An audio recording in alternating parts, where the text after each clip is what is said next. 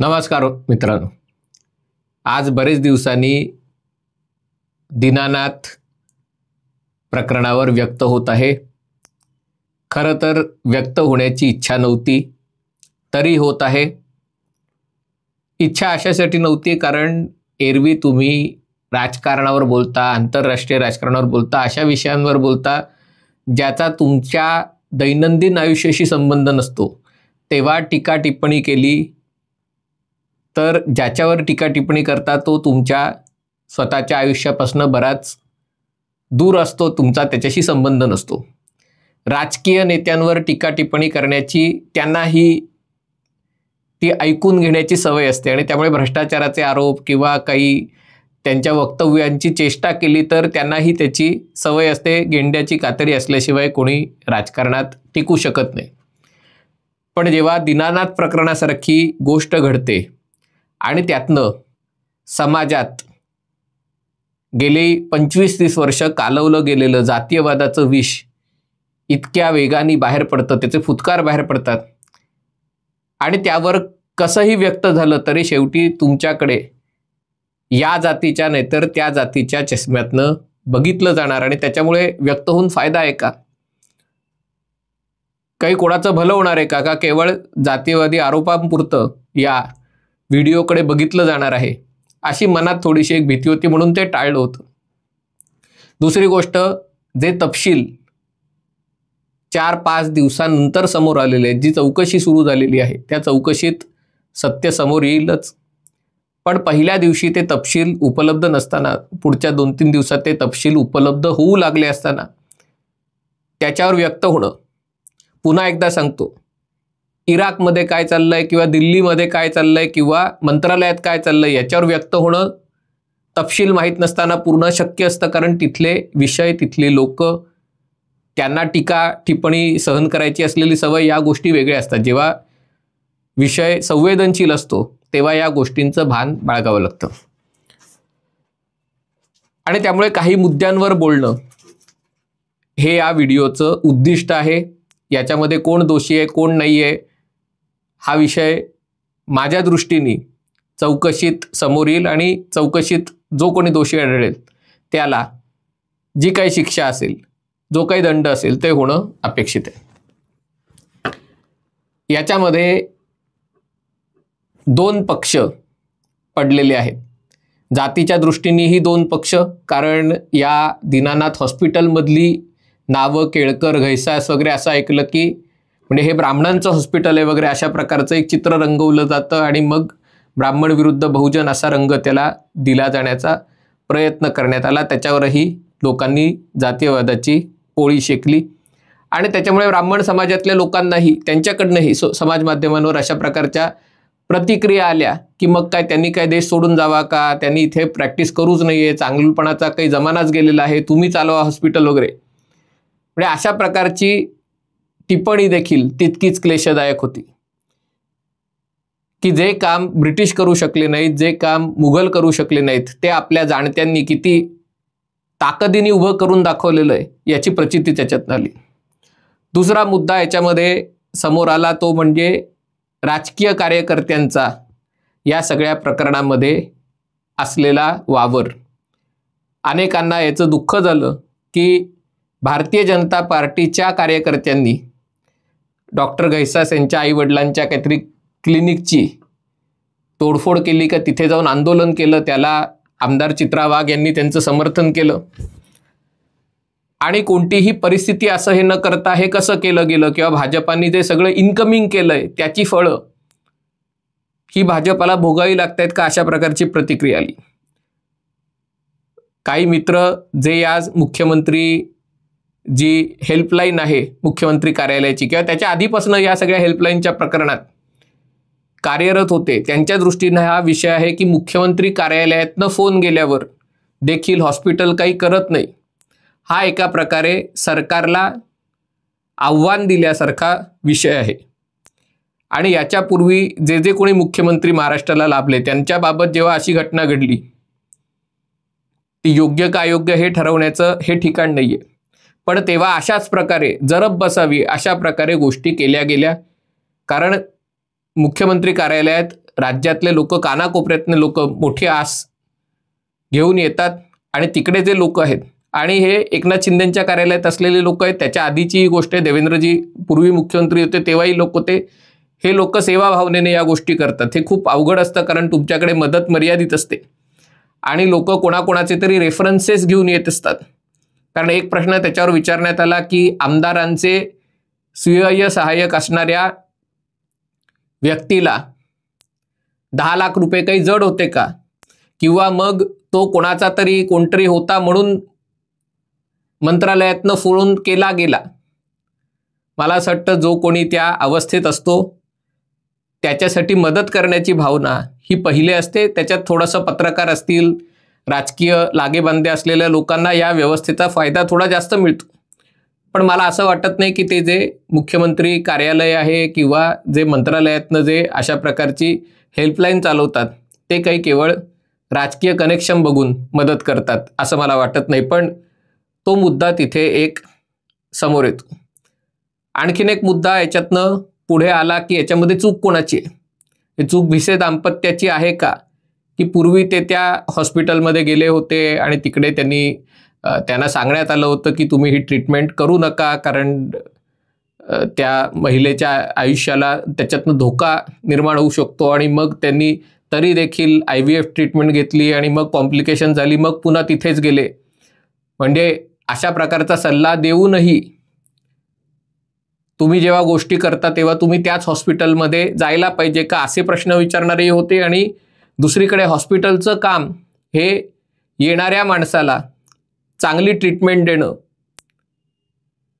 म्हणजे एखाद्या माणसाला सांगितलं असेल दारू पिऊ नको, सिगरेट पिऊ नको, तरी त्यांनी दारू प्यायली, सिगरेट प्यायली, त्याच्यामुळे त्याला जर काही व्याधी जडली तर तो उपचारासाठी आल्यावर त्याला रुग्णालय म्हणू शकतं का की तुझ्यावर उपचार केले जाणार नाहीत कारण तुला सांगितलं होतं तरी तू या गोष्टी केल्या. डॉक्टरचं तेव्हाही कर्तव्य असतं की त्याला सर्वोत्तम उपचार मिळाले पाहिजेत.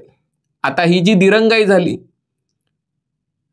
त्याच्याबद्दल तपास चालू आहे आणि तो तपास चालू असल्यावरच, म्हणजे तो झाल्यावरच त्याच्याबद्दल बोलणं संयुक्तिक ठरेल. मी काही कोणावर आरोप करू इच्छित नाही. पण ती ही दिरंगाई झाली ती ते पैसे न भरल्यामुळे झाली का, कुठेतरी त्या तुम्हाला सांगितलं होतं हे करू नका तरी त्यांनी केल्यामुळे ती झाली का, त्याच्यात आणखीन एक अँगल द्यायचा प्रयत्न केला होता की त्यांनी आपल्या पत्नीचं नाव रेकमेंड केलं, त्यांच्याकडे न जाता दुसरीकडे ही ट्रीटमेंट केली म्हणून झाली. म्हणून म्हटलं की हे विषय खूप गुंतागुंतीचे आहेत, संवेदनशील आहेत. ते जेव्हा चौकशीत समोर येईल त्याच्यावर बोलणं ते संयुक्तिक ठरेल. पण प्रथमदर्शनी इथे ही गोष्ट मान्य करायला पाहिजे, ती दिरंगाई झाली. आता माध्यमांकडनं असे जे चॅरिटेबल हॉस्पिटल्स आहेत त्या सगळ्यांचं नाही, याच हॉस्पिटलचं खास करून, कारण अनेक चॅरिटेबल हॉस्पिटल आहेत आणि सगळीकडे तुलनेने कमी अधिक प्रमाणात अशीच परिस्थिती आहे. कदाचित दीनानाथची परिस्थिती सगळ्यात चांगली असेल, पण बाकीच्या चॅरिटेबल हॉस्पिटलचे कोणाकोणाशी लागेबांधे असल्यामुळे त्यांच्या कारभारावर शोधपत्रकारिता काम करणार नाही. आणि त्याच्याहून महत्त्वाचा विषय म्हणजे जेव्हा दीनानाथ हॉस्पिटलला जबाबदार धरलं जातं तेव्हा त्याच्या पुढचा जो मुद्दा आहे, सरकारी हॉस्पिटल असलेल्या ससून हॉस्पिटलची परिस्थिती बघितल्यावर ते दाम्पत्य तिथे नोंदणीही करू शकलं नाही. ही सरकारच्या थोबाडीत मारलेली आहे. ही सरकारच्या सार्वजनिक आरोग्य यंत्रणेला थोबाडीत लगावलेली आहे आणि ही परिस्थिती गेली अनेक वर्ष. आणि ही परिस्थितीच या सगळ्या वादासाठी कारणीभूत आहे असं माझं मत आहे. मागे देखील आदर्श विद्यालयात बलात्काराची घटना घडली, लैंगिक अत्याचाराची घटना घडली, तेव्हा देखील अशाच प्रकारे राजकीय संताप उफाळून आला होता. म्हणजे सरकारी ज्या शाळा आहेत, सरकार चालवणाऱ्या शाळा, तिथल्या गैरसुविधांबद्दल कोणीही बोलायचं नाही. सरकारी रुग्णालय आहेत त्यांच्याकडच्या गैरसोयीबद्दल कोणीही बोलायचं नाही. आणि ज्याच्यामुळे मध्यम वर्ग, कनिष्ठ मध्यम वर्ग या रुग्णालयांकडे आणि या शाळांकडे पाठ फिरवून दुसरीकडे गेलेला आहे. जो श्रीमंत वर्ग आहे, उच्च मध्यम वर्गीय आहे, तो सरळ खाजगी शाळांमध्ये, खाजगी रुग्णालयांमध्ये जातो, पैसे भरतो, मोकळा होतो. पण जो मध्यमवर्गीय आणि निम्न मध्यमवर्गीय आहे त्याला अशा वेळेला या ज्या स्वयंसेवी संस्था, चॅरिटेबल हॉस्पिटल्स असतील किंवा या ज्या एडेड स्कूल ज्याला म्हणतात की चांगल्या संस्थांनी शिक्षणाच्या उदात्त हेतूने सुरू केलेल्या शाळा, तिथे ॲडमिशन घेण्याशिवाय पर्याय नसते. कारण सरकारी शाळा, महापालिकेच्या शाळा तिथे पाठवता येत नाही, खाजगी शाळांची फी परवडत नाही आणि त्यामुळे इथे रुग्णालयं आणि शाळांमध्ये पाठवण्याची त्याला दुसरा पर्याय नसतो. आणि त्यामुळे अपेक्षा असते, ही खरी गोष्ट आहे की शेवटी अशा ज्या संस्था असतात त्यांनाही खर्च असतात, त्यांनाही चांगले डॉक्टर ठेवायचे, चांगला स्टाफ ठेवायचा असेल तर खर्च असतात, त्यालाही राजकीय दबाव असतो, कोणाकडनं तरी पैसे घ्यायचे, कोणाला तरी सवलतीच्या दरात द्यायचा, शेवटी हिशोब कोणाला तरी करायचा असतो. पण ज्या पद्धतीने त्यांचं ऑडिट होतं त्या प्रकारचं जर ऑडिट सरकारी यंत्रणांचं झालं, म्हणजे आत्ता भाजपचं सरकार आहे म्हणून मी हे बोलत नाहीये, गेली वर्षानुवर्ष अनेक दशकं, कारण आपण आरोग्य आणि शिक्षण या गोष्टींवर खर्च करणं बंद केलेलं आहे. जो खर्च करतो तो मुख्यतः पगारांवर, माणसाच्या पगारांवर खर्च करतो. तिथे असलेली गैरव्यवस्था, तिथे असलेला भ्रष्टाचार, तिथे असलेला भोंगळपणा बघता आपण तिथून अपेक्षाच करत नाही काही. जेव्हा आपण सार्वजनिक आरोग्य व्यवस्था आणि सार्वजनिक शिक्षण व्यवस्था मजबूत करू तेव्हाच भारताचं आणि महाराष्ट्राचं दोन्ही बाबतीत हे म्हणणं आहे, त्याच्यातनं आपण उत्तरदायित्व निश्चित करू शकू. आता आपल्याला कसं झालंय की आपण खाजगीवर टीका करू शकत नाही, कारण तिथे सगळ्या गोष्टी मॅनेज केलेल्या असतात, तिथे मीडियाही मॅनेज केलेली असते. पण या सगळ्या टीकेच्या नादात जर चांगली चॅरिटेबल हॉस्पिटल्स आणि चांगली एडेड स्कूल्स जर हद्दपार झाले तर ते महाराष्ट्रासाठी सगळ्यात मोठं नुकसान असेल. माध्यमांकडनं आता जो त्याला एक जातीयवादाचा रंग द्यायचा प्रयत्न केला आहे आणि मी सगळीकडनं हा जातीयवाद होतोय, म्हणजे हॉस्पिटलच्या बाजूनी बोलणाऱ्यांच्यातही एक जातीय अँगल आहे की तुम्ही काढा हॉस्पिटल. म्हणजे अशा प्रकारच्या कमेंट समाज माध्यमावर येते की तुम्ही डॉक्टर बाबासाहेब आंबेडकरांच्या नावाने हॉस्पिटल काढा आणि चालवा. त्याही तितक्या चुकीच्या आहेत जितक्या प्रकारे या डॉक्टरांची, हा तुम्ही सगळे केळकर, घैसास, जोगळेकर सगळे तुम्ही असंच बोलणार कारण तुम्ही एका जातीचे आहात. याच्यातनं महाराष्ट्र कुठे चाललाय आणि पुन्हा त्याची देवेंद्र फडणवीसांच्या जातीशी त्याची तुलना करणं, किंवा मग देवेंद्र फडणवीस मुख्यमंत्री असूनही भाजपाचे कार्यकर्ते, प्रकाश गाडे माझा चांगला मित्र आहे म्हणून मी त्याचं नाव घेतोय, पण प्रकाश गाडे असेल, चित्रा वाघ यांच्या पण जाती काढल्या जातात. म्हणजे हे जे जात काढून माणसाच्या हेतूबद्दल शंका व्यक्त करण्याची जी गोष्ट चालू आहे त्याच्यातनं खरोखर म्हणजे हे प्रकरण कदाचित शांत होईल, त्या मुली अनाथ झाल्या त्यांचं दुःख कदाचित भविष्यात हलकं होईल, पण हे जे महाराष्ट्राच्या संस्कृतीला, अस्मितेला लागलेली हे जे नख लागलेलं आहे, ती जी जखम आहे ती बरी होणार नाही, ती वाढत जाणार आहे. आणि म्हणून याच्याबद्दल बोलून पुन्हा कोणाचं भलं करायच्याऐवजी सगळ्यांच्याच मनात काहीतरी एक वाईट भावना व्यक्त करण्यापेक्षा गप्प बसलेलं चांगलं. पण गप्प बसूनही चालण्यासारखं नाही, कारण गप्प बसलं तरी पुन्हा तुम्ही याच्यावर व्हिडिओ का नाही बनवत, त्याच्यावर व्हिडिओ का नाही बनवत.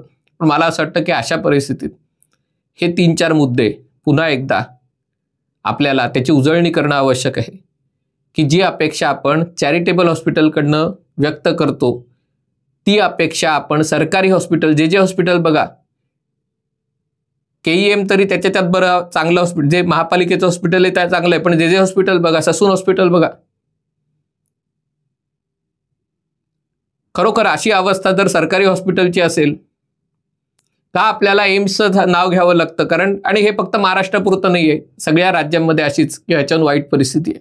त्याच्या पुढच्या जिल्हा रुग्णालयांची आणि ठाण्याचं हॉस्पिटल आहे तिथे तर गेलं तर असे लोक जखमी झालेले, रक्तबंबाळ लोक येतात, ते असे बसून असतात, कोणतरी मारामारी केलेले, पोलीस पकडून लोकांना आणतात.